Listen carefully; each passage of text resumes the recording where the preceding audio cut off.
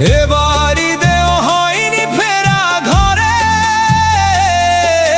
প্রিয়জন ছাড়া ঈদ কাটে মোর একলা অচিনপুরে।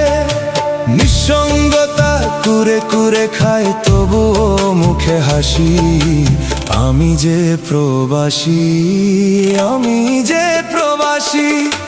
সবাই ভাবে প্রবাস মানে